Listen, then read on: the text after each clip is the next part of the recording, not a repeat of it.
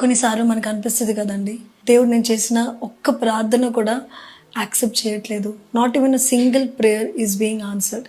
ఎన్ని అడుగుతున్నాను దేవుడిని, ఎన్ని ప్రేయర్ రిక్వెస్ట్లు పెడుతున్నాను, ఒక్కటి కూడా ఎందుకని నా జీవితంలో దేవుడు ఆన్సర్ చేయట్లేదు.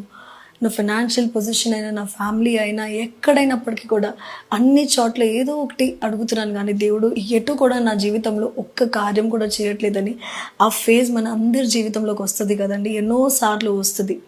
కానీ ఎప్పుడైనా మనం ఏం ఆలోచిస్తామంటే దేవుడు ఎందుకు ఆన్సర్ చేయట్లేదు. కానీ ఎప్పుడైనా మనం ఆలోచించామా, నా వైపు నుంచి ఏమైనా మిస్టేక్ ఉందేమో, నేను కరెక్ట్గా అడుగుతున్నానా దేవుడిని, నేను కరెక్ట్గా దేవుడిని అడగగలుగుతున్నానా అని మనం ఎప్పుడైనా ఆలోచించామా అండి? ఒక ఫార్మర్ని మనం చూస్తే ఒక సీడ్ని సాయిల్ కింద సో చేసినప్పుడు, అది సో చేసిన తర్వాత దాన్ని మొత్తం సాయిల్తో కప్పేసిన తర్వాత అది అలాగే వదిలేస్తే ఆ సీడ్ ఎప్పటికీ రీప్ అవ్వదు, అది ఎప్పటికీ ఫలించదు.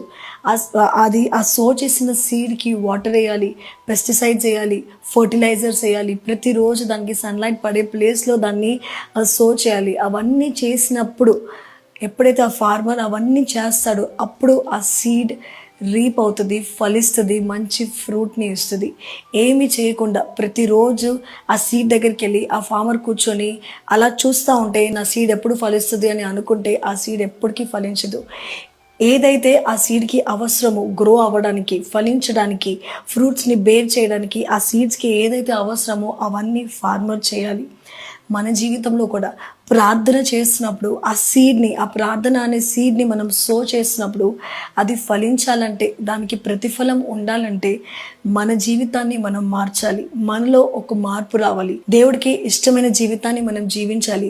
ఆయన చిత్తానికి లోబడే వరంగా ఉండాలి. ఆయన వాక్యానికి లోబడే వరంగా ఉండాలి.